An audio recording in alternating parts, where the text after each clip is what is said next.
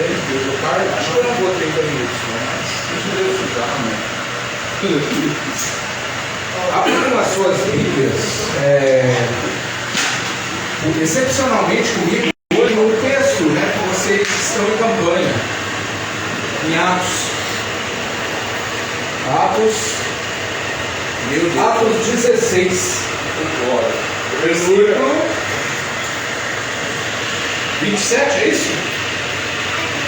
Excepcionalmente porque eu não costumo estar em não deixa eu mentir, né? Eu não costumo acompanhar o texto. Eu pego um pedacinho do texto que está na campanha, mas eu não costumo acompanhar o texto. Eu vou para outro. Hoje eu iria para Gênesis, mas o Senhor, no meio do dia, falou assim: não, você não vai para Gênesis, você vai na campanha. Então nós vamos na campanha.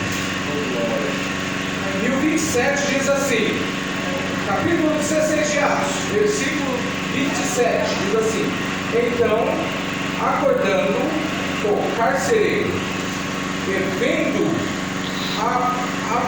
abertas as portas da prisão, tirou, cuidando que os presos já tinham fugido. Podeis assentar. Aleluia. E é um texto muito complexo, porque na verdade isso não é uma passagem de Atos. Os irmãos que já estudaram a Bíblia aqui, que já estudaram a formação das igrejas, né? Alguns irmãos talvez que estejam aí também já estudou. Essa passagem aqui não é de Atos, sim de o início da igreja de Filipos. Então eu quero ler aqui no capítulo 6, versículo 6 e 16, deixa eu ver se é isso aí.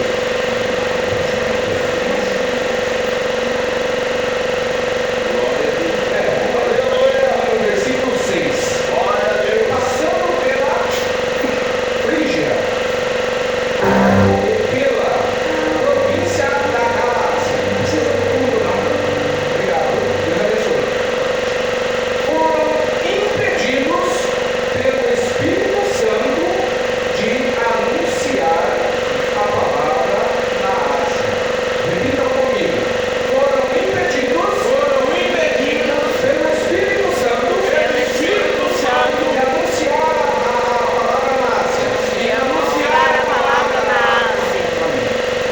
E quando chegaram a Mísia, intentaram ir para Mitínia. É um nome difícil porque é um nome descendo já lá para a China. Mas o Espírito Santo lhes permitiu. Repitam comigo. Lhes permitiu. E tendo passado por Mísia, desceram a Troade. E Paulo teve de noite uma visão, em que se apresentou um homem da Macedônia e lhe rogou, dizendo: passa a Macedônia e ajuda-nos. Então eu quero, por que eu fui lá, voltei lá no versículo 6? Eu podia ir um pouquinho antes, né? Na trajetória de Paulo e Silas, quando eles vão lá e eles têm uma casa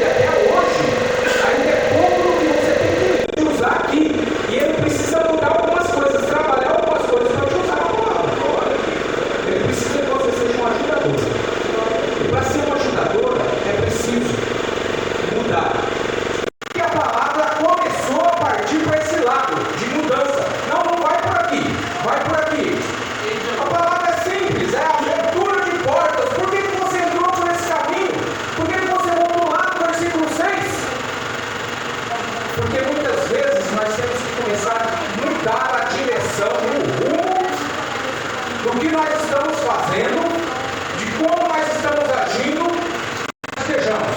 Precisamos começar a mudar para nós calados, assim. E ver ali uma pessoa de Deus pregando o Evangelho. Glória a Deus, aleluia! Paulo diz, pregue o Evangelho. Eu repito isso muitas vezes. Paulo diz, pregue o Evangelho.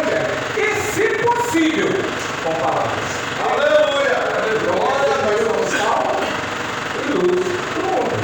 Aleluia! Principalmente se nós estivermos aqui. Aí eu pergunto, quantas pessoas estão olhando para mim? Será que eu tenho que ser diligente?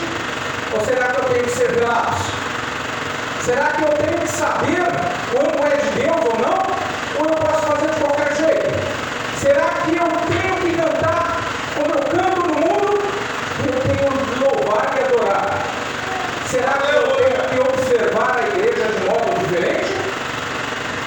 Ou eu tenho que observar como eu observo qualquer outra coisa? Eita, Jesus! Hoje, a palavra nos fala para o Espírito Santo nos conduzir. Quando ele chega descendo para a Ásia, no caminho da Ásia, o Espírito Santo impede de pregar o Evangelho. Não, aqui você não vai pregar. Quem dirigia Paulo? Era Paulo? Ou era o Espírito Santo? Quem dirige a igreja? É o pastor Sérgio ou é o Espírito Santo? Glória a Deus, aleluia.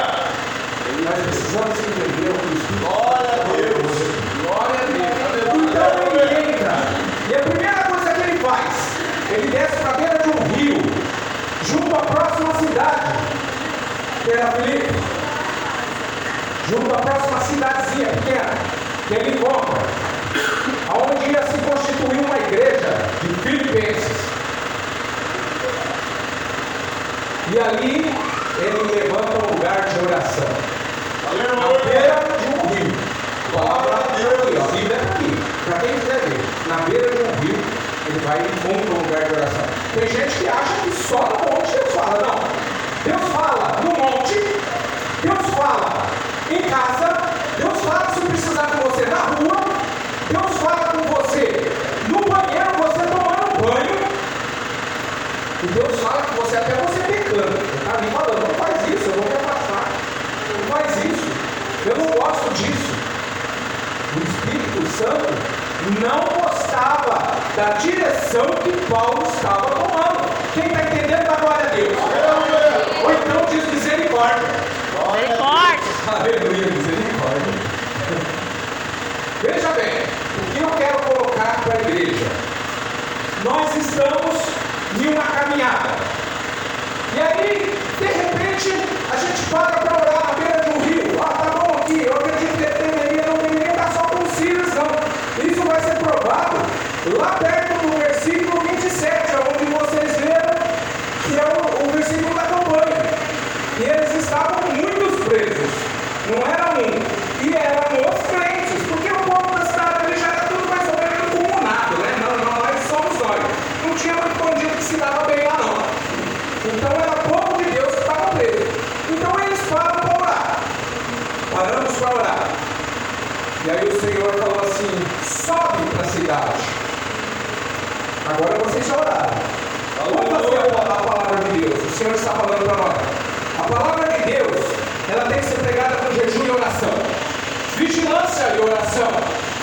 Se nós não vigiarmos a nossa língua, outro dia eu falei isso, foi ontem, numa pregação, o nosso ouvido, a nossa mente, o nosso tato, a nossa conduta, se nós não vigiarmos em tudo isso, o que adianta a oração? Ela não vai passar desse tempo. Eu falo isso, porque eu já vivenciei isso na minha vida. Se nós andarmos errado na presença do Senhor, nós vamos orar. Vai bater no teto e vai voltar. Mas se nós ajoelharmos, se nós vigiarmos, se nós fizermos o jejum e oração, não há demônio que resista. Aleluia! Não há caça de demônio que resista. A palavra de Deus nos fala que existem certos tipos de demônio que só saem com jejum e oração. Não adianta você ir lá tentar expulsar. Ele vai Ele vai falar, você é igual, você é isso, você é aquilo, ele vai contar toda a tua vida para todo mundo que estiver ali. Eu já vi fazer isso. Eu já vi homens sem oração, o demônio lá já deitado, já irmãos orando por ele, já deitado lá. Aí o irmão vai dar uma de bonitão, sai em nome de Jesus, ele gruda na gravata aqui e daí enforca o cara. Tem um mau trabalho para tirar, senão o homem ia morrer invocado. Jejum e oração conduz uma igreja. Aleluia! Glória a Deus! Amém? Não importa se é no monte, eu sei que aqui tem monteiro. Aleluia! Não importa se é no vale, Glória a Deus! ali. Não importa se é no quarto da sua casa. Você andando, que nem eu gosto de andar no meio da cama para orar. Aleluia! Se é num lugarzinho de oração, ou se não tem lugar, mas tem um banheiro, eu vou orar lá no meu serviço, ou na escola, ou em qualquer lugar que eu estiver. Eu preciso de orar, eu vou e eu oro. Aleluia! Não importa se você está andando na rua e não tem tempo de orar, mas tem que se orar para se começar alguma coisa. Glória a E Deus! Paulo começa assim, e ele sobe para a cidade. E aí, de repente, ele encontra uma pessoa, uma vendedora de púrpura, provavelmente uma bacana.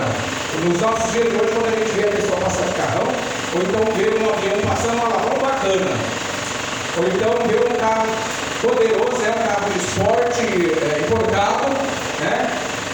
E provavelmente essa moça era uma bacana. O nome dela era Lídia.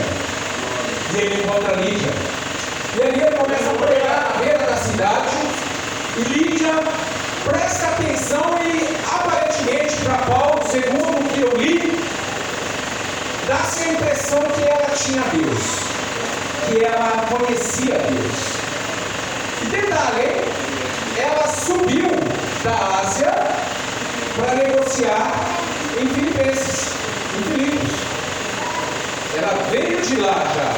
Por que uma mulher é temente? A palavra de Deus, ela coloca a gente em xeque e nós temos que ler a palavra de Deus e estudar e entender algumas coisas.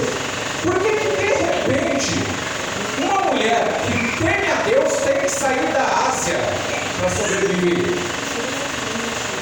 Para conseguir servir a Deus. Então Lídia, ela para diante do profeta, diante dos homens de Deus,